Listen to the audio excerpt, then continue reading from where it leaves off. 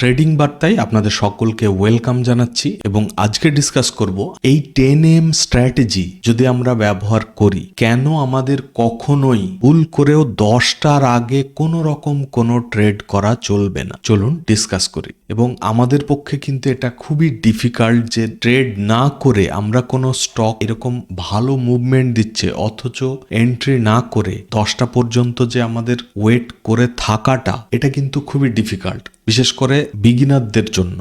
এবং এই সিচুয়েশনটাকেই আপনাকে হ্যান্ডেল করতে হবে, আর সেইটা করতে পারলেই আপনার প্রফিটেবল ট্রেডার হওয়ার জার্নিটা একদম সহজ হয়ে যাবে। সেই কারণেই আমি এই স্ট্র্যাটেজিটার নাম রেখেছিলাম 10M স্ট্র্যাটেজি। যদি আপনারা নতুন হন চ্যানেলে, 10M স্ট্র্যাটেজিটা যদি এখনো পর্যন্ত না দেখে থাকেন অবশ্যই চ্যানেলে প্লে লিস্ট আছে, সেই প্লে লিস্টে এই স্ট্র্যাটেজি সম্পর্কে বেশ কয়েকটা ভিডিও আছে, অবশ্যই দেখে নেবেন। এবং এই ভিডিওটাও কিন্তু আমাদের এই 10M স্ট্র্যাটেজির একটা পার্ট। এবং যেটা একটু আগে আপনাদেরকে বললাম যে কেন আমাদেরকে এই 10টা পর্যন্ত ওয়েট করতে হবে, কোনো ট্রেড করা যাবে না। দেখুন, আমি এমনি তো আর আপনাদেরকে বলিনি যে 10টা পর্যন্ত ওয়েট করে যান, নিশ্চয়ই কিছু কারণ আছে এবং সেই কারণগুলো যতক্ষণ না পর্যন্ত আপনারা জানতে পারবেন ততক্ষণ পর্যন্ত কিন্তু আপনারা 10টা পর্যন্ত ওয়েট করার যে ধৈর্যটা সেটা আপনারা রাখতে পারবেন না। তো যে কোনো জিনিসের কারণটা যদি আপনারা জানেন তাহলে কিন্তু অবশ্যই সেই রুলসটা বা সেই জিনিসটাকে ফলো করতে পারবেন বা মেনে নিতে পারবেন। তো এই 10টা পর্যন্ত ওয়েট করার যে প্রথম কারণটা সেটা হচ্ছে, যেহেতু আমাদের এই স্ট্র্যাটেজিটা ট্রেন্ডের উপর বেস করে, মানে মার্কেটের ওভারঅল ট্রেন্ড যদি বুলিশ হয় তাহলে আমরা শুধুমাত্র বুলিশ সাইডে ট্রেড করব, এবং যদি বেয়ারিশ হয় মার্কেটের ওভারঅল ট্রেন্ড তাহলে আমরা বেয়ারিশ সাইডের স্টকগুলো পিক করব। অবশ্যই আমরা বাকি রুলসগুলো যদি সমস্ত ক্রাইটেরিয়া ম্যাচ করে তবেই। এখন প্রশ্ন হচ্ছে, আমরা তো 9:30টার সময়ও ট্রেন্ডটা বুঝতে পারি বা 9:15তেও বুঝতে পারি যে মার্কেট বুলিশ নাকি বেয়ারিশ, সেটা অবশ্যই যে কোনো সময়তেই বোঝা যায়। বাট আপনারা দেখবেন ম্যাক্সিমাম টাইমে প্রথম দিকের যে ট্রেন্ডটা সেটা যদি চেঞ্জ হওয়ার থাকে মোটামুটি 10টা 10:30টার মধ্যে একটা ট্রেন্ডের চেঞ্জেস হয়ে যায়। অবশ্য এমনও নয় যে 10টা 10:30টায় যে ট্রেন্ডটা চলবে সেটা কন্টিনিউ একই ট্রেন্ডেই চলবে,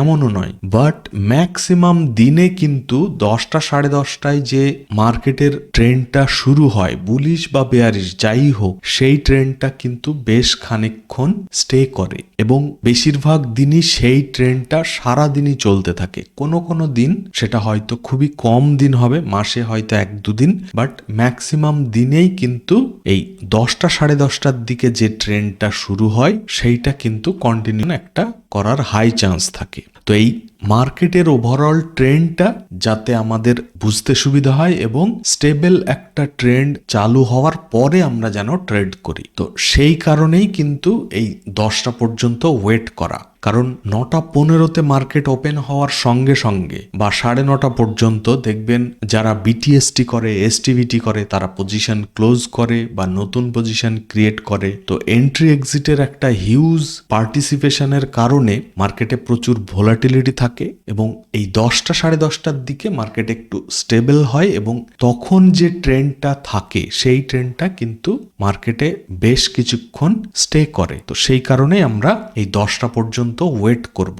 এবার আসি সেকেন্ড পয়েন্টে। তো আমাদের কোনো ট্রেড না করে 10টা পর্যন্ত ওয়েট করার সেকেন্ড কারণ হচ্ছে, আমরা যেহেতু প্রাইস অ্যাকশনের উপরে বেস করে ট্রেড করছি বা ট্রেন্ডের উপরে বেস করে ট্রেড করছি, তো যেহেতু প্রাইস অ্যাকশন আছে বা সুইং এর ব্রেকআউট বা ব্রেকডাউন হলে তবেই আমরা কিন্তু সেই স্টকটাকে প্রায়োরিটি দেব। তো এই যে সুইংটা তৈরি হবে, সেই সুইংটা তৈরি হওয়ার পরে এই যে ব্রেকআউটটা করবে তার জন্য তো একটা যথেষ্ট টাইম লাগবে। মার্কেট ক্যান্ডেল বানিয়ে উপরে গেল, উপরে যাওয়ার পরে রিট্রেসমেন্ট নেবে, রিট্রেসমেন্ট নেওয়ার পরে যখন ব্রেকআউট করবে তখন সেই স্টকটাতে আমরা দেখব যে বাকি রুলসগুলো ফলো হচ্ছে কিনা। যদি ফলো হয় সমস্ত রুলস তবে আমরা এন্ট্রি করব। তো এই যে প্রাইস অ্যাকশনটা তৈরি হবে বা এই সুইংটা তৈরি হবে, এইটা তৈরি হতে তো একটা যথেষ্ট টাইম লাগবে। 5 মিনিটের ক্যান্ডেলগুলো তৈরি হবে, রিট্রেসমেন্ট নেবে, ব্রেকআউট করবে, এই এত কিছু যতক্ষণ হতে টাইম লাগবে ততক্ষণে আপনার এই 10টা মোটামুটি বেজে যাবে। তো এই জিনিসটাকে আপনাদের মাথায় রাখতে হবে যে বিনা কারণে এমনি এমনি কিন্তু এই 10টা পর্যন্ত ওয়েট করতে বলা হয়নি, এর পিছনে যথেষ্ট কারণ আছে। 10টা পর্যন্ত ওয়েট করুন, করে দেখুন, দেখবেন ট্রেন্ড অনেকটাই স্টেবল হয়েছে এবং একমুখী একটা ট্রেন্ড পাওয়ার হাই চান্স থাকবে। প্লাস এই যে একটা মুভমেন্ট দিচ্ছে, তারপরে রিট্রেসমেন্ট নিচ্ছে, দেন ব্রেকআউট করছে, এটাতেও একটা যথেষ্ট টাইম লাগবে। তো সেই টাইমটা আপনাকে দিতে হবে, তবেই আপনি একটা ভালো স্টক পাবেন যেটাতে দুর্দান্ত একটা মুভমেন্ট দেবে।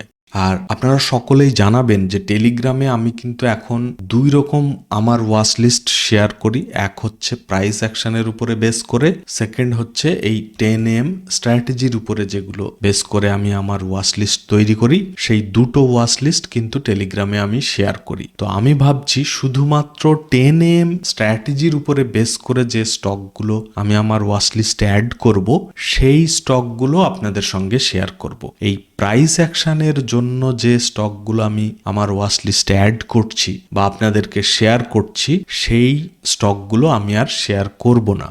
শুধুমাত্র 10 AM স্ট্র্যাটেজির উপরে বেস করেই যে স্টকগুলো সেগুলোই শেয়ার করব। তো আপনারা কমেন্ট করে জানাবেন যে শুধুমাত্র 10 AM স্ট্র্যাটেজির স্টকগুলো শেয়ার করব টেলিগ্রামে, নাকি প্রাইস অ্যাকশনের গুলো করব, নাকি দুটোই করব। তো সেটা অবশ্যই জানাবেন।